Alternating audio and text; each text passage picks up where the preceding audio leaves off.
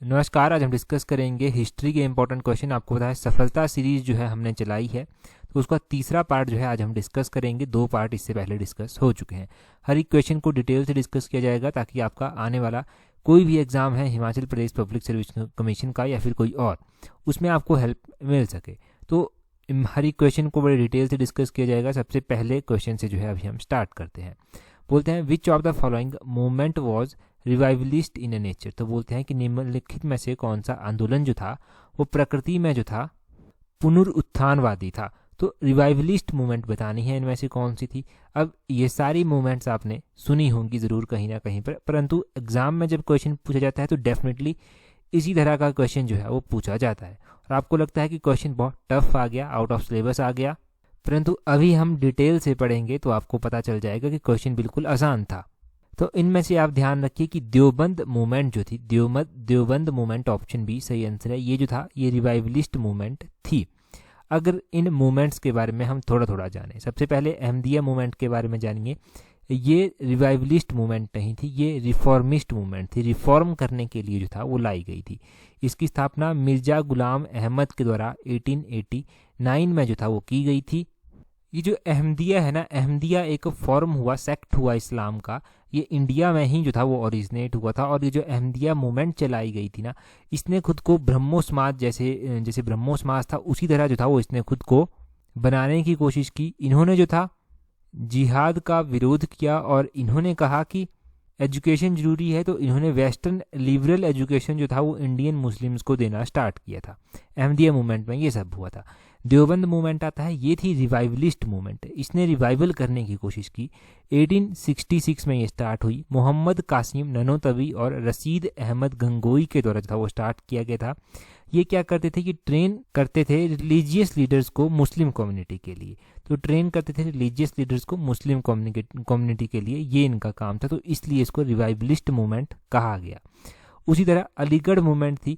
तो अलीगढ़ मूवमेंट जो था ये एक लिबरल मूवमेंट थी। और इसके बारे में आपने ध्यान रखना है कि ये जो बेस्ड थी ये थी मोहम्मदन एंग्लो ओरिएंटल कॉलेज, जिसको बाद में चलकर अलीगढ़ मुस्लिम यूनिवर्सिटी भी कहा गया।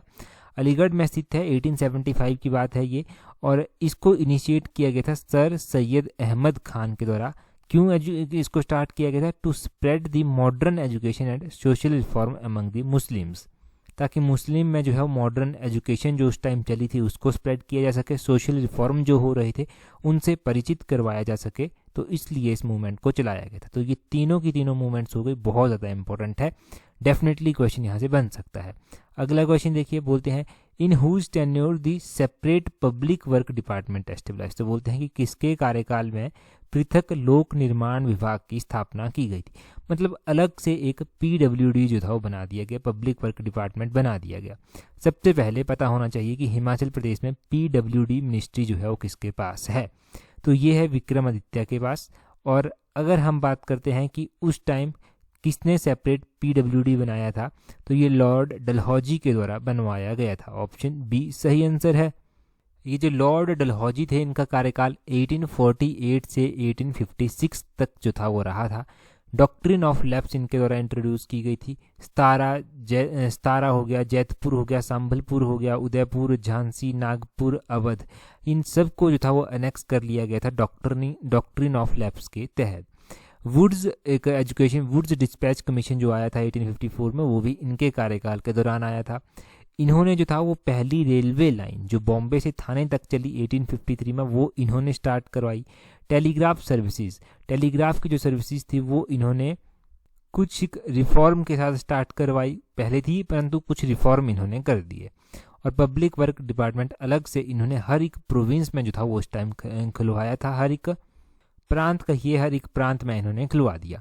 और आपने साथ में ध्यान रखना है कि अब अगर आप तैयारी कर रहे हैं एलाइड सर्विसेज की भी, सब इंस्पेक्टर की भी, तो एलाइड में तो मेंस में भी लिखने को कई बार आ जाता है कि लॉर्ड डलहौजी के ऊपर नोट लिखिए। तो ये पॉइंट सारे आपके काम आएंगे और प्री में इस तरह से काम आएंगे कि कोई भी बीच से क्वेश्चन बन सकता है। तो इनका कार्यकाल 1848 से 1856 तक था, ये ज़रूर ध्यान रखना। अगला क्वेश्चन देखिए। अगले क्वेश्चन में क्या बोलते हैं, मोस्ट इंपॉर्टेंट क्वेश्चन है, मोस्ट इंपॉर्टेंट क्वेश्चन। अब न्यूज़पेपर पढ़ते हैं तो उसके साथ रिलेट करेंगे इसको और नहीं भूलेगा आपको। बोलते हैं which Sikh guru introduce the Sikh marriage ceremony known as Anand Karaj. बोलते हैं कि किस सिख गुरु ने आनंद कारज नाम से सिख विवाह समारोह की शुरुआत जो था वो की थी। ये जो आनंद कारज था ये स्टार्ट करवाया गया था गुरु अमरदास जी के द्वारा। ऑप्शन बी सही आंसर है। मैंने कहा कि न्यूज़पेपर पढ़ते हैं तो उसके साथ हम रिलेट करेंगे। अभी हाल फिलहाल में पंजाब के एक आम आदमी पार्टी के एमएलए हैं, उन्होंने शादी की अपनी, तो उन्होंने चैल जो कि डिस्ट्रिक्ट सोलन में पड़ता है, जहाँ पर हाईएस्ट क्रिकेट स्टेडियम भी है, वहाँ पर उन्होंने अपनी शादी की। तो न्यूज़पेपर में आया था कि आनंद कारज जो था वो उन्होंने परफॉर्म किया, जो वहाँ पर नियर बाय गुरुद्वारा कोई होगा वहाँ पर उन्होंने परफॉर्म किया। तो इस तरह से आया था न्यूज़पेपर में। तो ये बहुत ज़्यादा इंपॉर्टेंट बन जाता है और न्यूज़पेपर के साथ इस तरह से रिलेट कीजिए कि ये चीज़ें डेली बेसिस पर यूज़ होती हैं कहीं ना कहीं पर, परंतु आप नोटिस नहीं कर पाते। और ये गुरु अमरदास जी के द्वारा स्टार्ट करवाई गई। और तीसरे नंबर के गुरु थे ये गुरु अमरदास जी। इनके कार्यकाल के दौरान आपने ध्यान रखना है कि इन्होंने सती प्रथा जो होती थी उसका भी विरोध जो था वो किया था, उसके विरुद्ध भी जो था वो इन्होंने संघर्ष किया था। लास्ट टाइम भी हमने एक क्वेश्चन पढ़ा था कि खालसा पंथ की स्थापना किसने की थी, वो गुरु गोविंद सिंह जी के द्वारा की गई थी। सबसे पहले गुरु नानक देव आए, उसके बाद गुरु अंगद आए, उसके बाद गुरु अमरदास आए, उसके बाद गुरु रामदास आए, उसके बाद गुरु अर्जन देव आए, उसके बाद गुरु हरगोविंद सिंह आए, उसके बाद गुरु हर राय, उसके बाद गुरु हरकिशन, उसके बाद तेग बहादुर गुरु और उसके बाद गुरु गोविंद सिंह जी जो था वो आए थे। तो ये सारे क्वेश्चन आपने ध्यान रख लिए कि सबसे पहले कौन आया, दूसरे नंबर पर, तीसरे नंबर पर, और लास्ट तक आपने ध्यान रख लिया कि किस तरह से गुरु थे। ये जो सिख धर्म के प्रवर्तक कहलाते हैं ये गुरु नानक देव जी कहलाते हैं। गुरुमुखी लिपि जो है वो उसके जनक गुरु अंगद जी को कहा जाता है। गुरु अमरदास जी के बारे में आपने जान लिया कि आनंद कारज जो था वो इन्होंने स्टार्ट करवाया था। खालसा पंथ गुरु गोविंद सिंह जी के द्वारा स्टार्ट करवाया गया था। 4-5 बड़े बेसिक क्वेश्चंस बने परंतु इंपॉर्टेंट हैं। कोई ना कोई क्वेश्चन यहीं से कवर हो जाएगा एग्जाम में, तो इन सभी क्वेश्चंस को ध्यान रखना। अगला क्वेश्चन देखिए, आनंद कारज के बारे में लिखा गया है कि इन्होंने स्टार्ट कराया था। 4 लावा भी होता है ना कि 4 लावा, तो 4 लावा जो था वो रिटर्न की गई थी गुरु रामदास जी के द्वारा। ये भी आप ध्यान रखिए। तो ये बेसिक इन्फॉर्मेशन हो गई। अगला क्वेश्चन देखिए, बोलते हैं who among the following was the founder of Arya Mahila Samaj in early 1880s। तो बोलते हैं कि निम्नलिखित में से कौन जो था वो 1880 के दशक की शुरुआत में आर्य महिला समाज की जिसने स्थापना की थी वो कौन था। तो आर्य महिला समाज, इसकी स्थापना 1880 के दशक में की गई। दशक की बात की जा रही है, तो ये पंडित रमाबाई जी के द्वारा की गई थी। पंडिता रमाबाई इनका पूरा नाम था। पंडिता रमाबाई जी ने 1880s के दशक में जो था वो इसकी शुरुआत कर दी थी। इसके बारे में डिटेल से जानते हैं, फिर आपको ज़्यादा जानकारी मिल जाएगी। अगर इनके बारे में आप बात करेंगे ना तो इनका बर्थ तो बड़ा बेसिक होता है, वो जरूरी है होता है थोड़ा सा जान लेना। तो उसको जान लेते हैं कि इनका बर्थ कब हुआ था। 1858 में इनका बर्थ होता पंडिता रमाबाई जी का, और इनकी शादी 1880 में हुई थी। इनकी शादी जो था वो बिपिन बिहारी मेधवी के साथ हुई थी। बिपिन बिहारी मेधवी थे जिनके साथ इनकी शादी हुई थी। और आपने ध्यान रखना है कि रमाबाई जो था वो जब इनकी शादी हुई थी तो 1-2 साल के बाद 1882 में इनके हस्बैंड की डेथ हो गई थी। उसके बाद इन्होंने स्थापना की आर्य महिला समाज की। आर्या वुमेन सोसाइटी इसको कहा गया, और इसकी स्थापना इन्होंने पुणे में की थी। कहाँ पर की थी? पुणे में इसकी स्थापना की। और इसका उद्देश्य क्या था स्थापना करने का पर्पस जो था ये था कि सोसाइटी में जो है वो महिलाओं को एजुकेट किया जाए, और जो चाइल्ड मैरिज की प्रैक्टिस उस टाइम परफॉर्म की जाती थी उसके अगेंस्ट एक प्रॉपर लड़ाई जो है वो लड़ी जाए। ये जो था इसका मुख्य उद्देश्य रहा था, ये जो इनके द्वारा आर्य महिला समाज स्थापित किया गया था। ब्रिटिश सरकार के द्वारा इन्हें केसरे हिंद मेडल भी दिया गया था, और 1922 में जो था वो इनका देहांत हो गया था। इनके ऑनर में जो है वो इंडियन गवर्नमेंट के द्वारा स्टैंप भी जो है वो जारी की जा चुकी है। ये सारे क्वेश्चंस आप यहाँ से ध्यान रखें। ये वही लिखा गया है कि 1882 में इन्होंने स्टेबलाइज किया, आर्य महिला समाज पुणे में किया था, और उसके बाद शारदा सदन के द्वारा जो था वो आर्य महिला समाज को फॉलो किया गया। शारदा सदन 1899 में बना। ये सारा हो गया इंपॉर्टेंट, यहाँ से वही सब है। आगे बोलते हैं where did madam Bhikaji Cama hosted the Indian flag. तो बोलते हैं कि मैडम भिखाजी कामा जी के द्वारा भारतीय ध्वज कहाँ पर फहराया गया था। मैडम भिखाजी कामा जी के द्वारा भारतीय ध्वज जो था वो जर्मनी में फहराया गया था। कहाँ पर जी? जर्मनी। ऑप्शन ए सही आंसर होगा। ये जो मैडम भिखाजी कामा थी, इनके बारे में कुछ जानते हैं तो मैडम कामा जो था वो पहली पर्सन बनी थी जिन्होंने जो था वो इंडियन फ्लैग को फॉरेन की धरती में जाकर फहराया था। और ये 1907 में इनके द्वारा फहराया गया था। 1907 में फहराया गया था। जर्मनी में कहाँ पर था? तो जो जर्मनी है, जर्मनी के स्टटगार्ड में था। ये भी आपने ध्यान रखना है कि जर्मनी के स्टटगार्ड में जो था इन्होंने ट्राई कलर 1907 में जो था वो फहराया था। उस टाइम ट्राई कलर में एक ग्रीन कलर था, सेफ्रून कलर था और रेड स्ट्रिप्स जो था वो हुआ करती थी। इन्होंने देखो इंडिया की फ्रीडम के लिए 30 सालों तक जो था वो लगातार पेरिस में जो था वो काम किया था। 1935 में ये बॉम्बे वापस आ गई थी और फिर बाद में चलकर इनका देहांत भी जो था वो हो गया था। इन्हें मदर ऑफ इंडियन रेवोल्यूशन के नाम से भी जाना जाता है। मदर ऑफ इंडियन रेवोल्यूशनरीज भी जो है वो इनको कहा जाता है। तो ये सब आप इनके बारे में यहाँ से ध्यान रखें। अगला क्वेश्चन देखिए। अगले क्वेश्चन में क्या बोलते हैं treaty of Srirangapatnam was signed after which of the following. तो बोलते हैं which of the following Anglo Mysore war. तो बोलते हैं किस एंग्लो मैसूर युद्ध के बाद सेरिंगापट्टनम की संधि पर हस्ताक्षर हुए थे। तो सेरिंगापट्टनम की ये जो संधि थी, आपने ध्यान रखना है कि तीसरे नंबर की जो एंग्लो मैसूर वॉर हुई थी उसके बाद इस ट्रीटी पर जो था वो साइन किए गए थे। ऑप्शन सी सही आंसर है। उसके बाद इस संधि के ऊपर हस्ताक्षर किए गए थे। ध्यान रखिए पहले तो आपकी तीसरे नंबर का एंग्लो मैसूर वॉर कब से लेकर कब तक चला था। तो ये 1790 से लेकर 1790 से लेकर 1792 तक जो था वो चला था। 1792 तक चला था।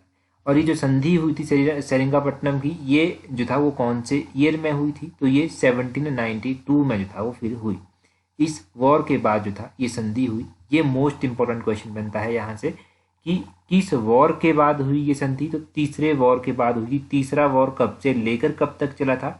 1790 से 1792 तक जो था वो चला था। आपने ध्यान रखना है कि यहाँ पर तीसरे नंबर की हुई तो इससे पहले पहले नंबर का एंग्लो मैसूर वॉर हो चुका है, दूसरे नंबर का एंग्लो मैसूर वॉर हो चुका है। पहले नंबर का एंग्लो मैसूर वॉर 1767 से लेकर 1767 में स्टार्ट होता है, 69 तक जो है ये चलता है। और फिर दूसरे नंबर का जो एंग्लो मैसूर वॉर होता है वो 1780 में होता है, 1780 में होता है और 84 तक जो है वो चलता है, 84 तक की चलता है। और तीसरे नंबर का जो होता है वो 1790 से लेकर 92 तक जो है वो चलता है। साथ में आपने ये भी ध्यान रखना है कि तीसरा एंग्लो मैसूर वॉर जब हुआ था तो लॉर्ड कॉर्नवालिस जो था वो भारत के जो गवर्नर जनरल था वो हुआ करते थे। इनके कार्यकाल के दौरान ये 1792 में श्रीरंगपट्टनम की संधि हुई। इनके कार्यकाल के दौरान तीसरे नंबर का एंग्लो मैसूर वॉर हुआ। और बाकी की संधियों के बारे में भी आपने जान लिया। तो यहाँ से एक आध क्वेश्चन बन सकता है। रिवाइज करना बहुत ज़रूरी होता है। एक बार फिर से आगे चलकर किसी न किसी वीडियो में रिवाइज करने की कोशिश करेंगे। ये एग्जैक्टली यहाँ पर लिखा गया है 18 मार्च 1792 को जो था ये संधि हुई थी, वो भी आप ध्यान रखें। अगला क्वेश्चन देखिए। अगले क्वेश्चन में क्या बोलते हैं Pindari war is also known as. तो पिंडारी युद्ध जो था, पिंडारी युद्ध को जो 1818 में हुआ था उसको किस नाम से जो है वो जाना जाता है?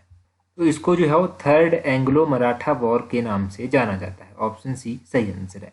अब थर्ड एंग्लो मराठा वॉर के नाम से जाना जाता है, ये आपने सबसे पहले ध्यान रखना है। तीसरे नंबर का जो एंग्लो मराठा वॉर हुआ था वो कब से लेकर कब तक हुआ था? वो 1817 से लेकर 1819 तक जो था वो हुआ था। 1817 से 1819 तक हुआ था और 1817-1818 में जो था ये संधि हो गई। ये संधि हो गई पिंडारी युद्ध जिसको कहा गया, या फिर पिंडारी युद्ध को जो है वो थर्ड एंग्लो मराठा वॉर के नाम से भी जाना जाता है। जब थर्ड नंबर का एंग्लो मराठा वॉर हुआ था तो उस दौरान भारत के जो गवर्नर जनरल हुआ करते थे वो लॉर्ड हेस्टिंग हुआ करते थे, ये भी आपने ध्यान रखना है। और पहले नंबर का एंग्लो मराठा वॉर कब हुआ था? वो 1775 से लेकर 1782 तक हुआ था। कब? 75 से लेकर 1782 तक जो था वो हुआ था। दूसरे नंबर का एंग्लो मराठा वॉर जो था वो कब हुआ था?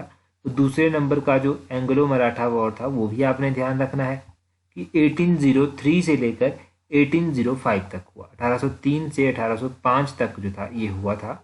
ये जो दूसरे नंबर का था और तीसरे नंबर का जो था वो 1817 से 1819 तक हुआ था।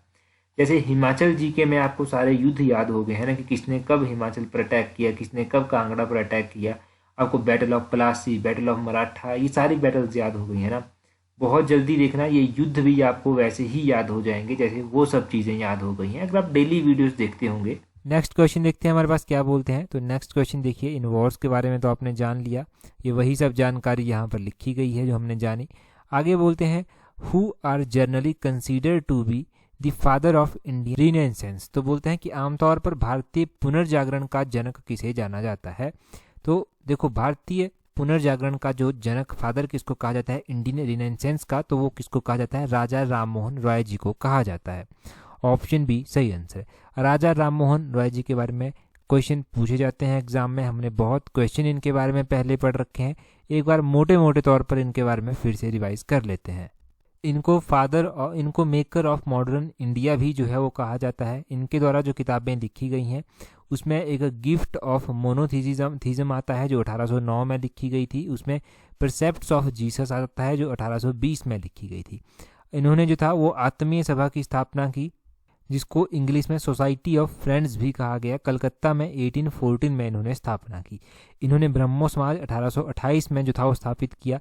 वेदांता कॉलेज इन्होंने 1825 में जो था वो स्थापित किया था।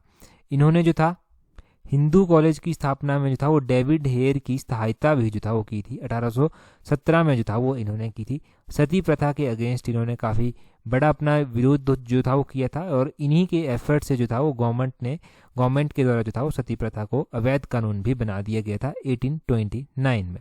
ये सारा इनके बारे में ध्यान रखें। यहाँ से दो चीज़ें बिल्कुल क्लियर हो गई कि अगर इनके बारे में लिखने को आता है तो आप 4-5 पॉइंट 3-4 नंबर के और 30-40 लाइन में जरूर लिख देंगे। और दूसरा कि अगर इनके बारे में कोई भी क्वेश्चन पूछा जाता है तो यहीं से पूछा जाएगा, वो सारे आपने कवर भी कर लिए। ब्रह्मो समाज के बारे में एक चीज़ जो है वो याद कर लीजिए। ब्रह्मो समाज कास्ट सिस्टम का विरोध करता था, ये अनटचेबिलिटी का विरोध करता था, सती प्रथा, चाइल्ड मैरिज हो गया, इन सब का विरोध करता था, मूर्ति पूजा का भी ये विरोध करता था ब्रह्मो समाज। ये पता होना चाहिए। अगला क्वेश्चन देखिए, बोलते हैं यहाँ पर to whom did Queen Victoria awarded the title of Kaiser-e Hind. तो हमने स्टार्टिंग में ही पढ़ा था, अगर वीडियो आपने बड़े ध्यान से देखी है, सुनी है, तो आपको पता होगा कि पंडिता रमाबाई को, इनको जो था ये क्वीन विक्टोरिया के द्वारा केसरे हिंद की उपाधि जो था वो दी गई थी। इनको क्यों ये उपाधि दी गई थी, क्योंकि इन्होंने वुमेन एजुकेशन को लेकर बहुत काम किया था, इसके लिए जो है वो इनको ये उपाधि जो था वो दी गई। वुमेन एजुकेशन को लेकर इन्होंने बहुत अच्छा काम किया था, सराहनीय काम किया था।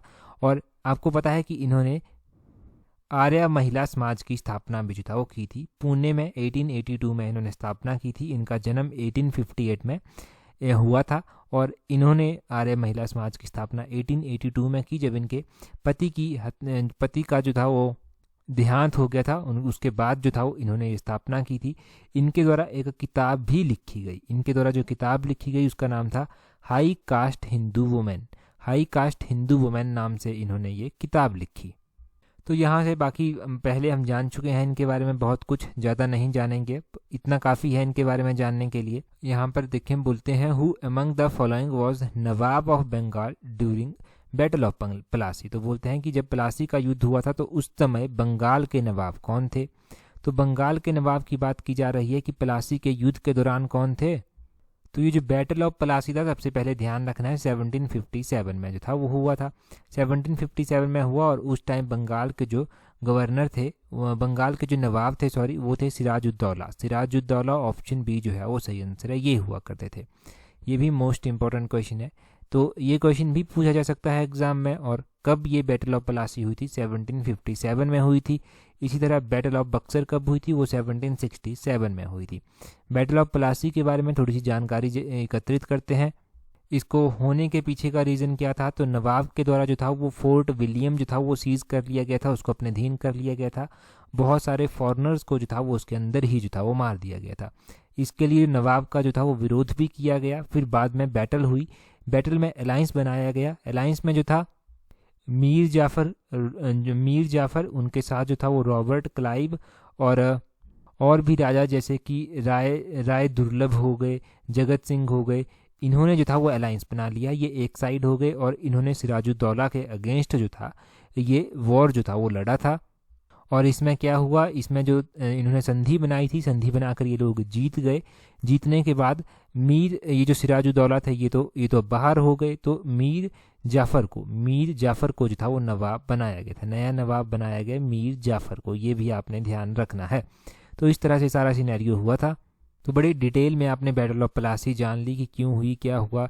बैटल ऑफ बक्सर आपको पता है 1764 में हुई थी। ये छोटी छोटी बातें हैं, इनको ज़रूर ध्यान रखें। अगर पूरी स्टोरी के साथ जानते हैं तो बीच से क्वेश्चन भी बन जाते हैं और कॉन्सेप्ट क्लियर भी हो जाता है, भूलता भी नहीं एग्जाम में।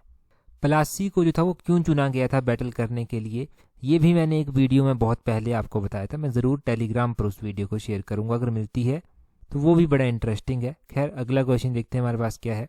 अगले क्वेश्चन में बोलते हैं through which of the following principle device did Mahatma Gandhi strive to bridge economic inequalities. तो बोलते हैं कि निम्नलिखित में से किस सिद्धांत या उपकरण के माध्यम से महात्मा गांधी जी ने आर्थिक असमानताओं को निपटाने का प्रयास किया था। तो इन्होंने जो था एक ब्रिज यानी कि गैप जो था उसको पूरा करने का प्रयास किया, जो इकोनॉमिक इनइक्वलिटीज़ हुआ करती थी, आर्थिक असमानताएं हुआ करती थी।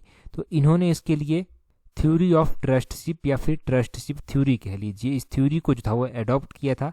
इसके माध्यम से इन्होंने आर्थिक असमानताओं को निपटाने का कोशिश जो था वो किया था। अब इसके बारे में जानते हैं कि ये थ्योरी ऑफ ट्रस्टशिप है क्या। इसमें बड़ा ही बेसिक कॉन्सेप्ट है कि जो अमीर लोग हैं वो अमीर लोग किसी ट्रस्ट के ट्रस्टीज बना दिए जाएंगे। जैसे कोई ट्रस्ट है, मान लीजिए एक ट्रस्ट है जो लोगों के लिए काम करता है। अब क्या किया जाएगा कि उस ट्रस्ट में जो है वो अमीर लोगों को उसका सदस्य जो है बना दिया जाएगा, ट्रस्टी बना दिया जाएगा। अब वो देखेंगे वेलफेयर का काम, जो पीपल वहाँ पर काम करते हैं, जो पीपल जर्नल हैं, उनका काम जो है वो देखेंगे, उनके वेलफेयर के लिए जो है वो काम करेंगे। जो ट्रस्टीज होंगे, पैसे वाले लोग होंगे, वो दूसरे लोगों के लिए काम करेंगे। तो ये थी थ्योरी ऑफ ट्रस्टशिप या फिर ट्रस्टशिप थ्योरी आप कह लीजिए, जो महात्मा गांधी जी के द्वारा प्रोपाउंड की गई थी। इसको सोशियो इकोनॉमिक थ्योरी के रूप में भी जानते हैं।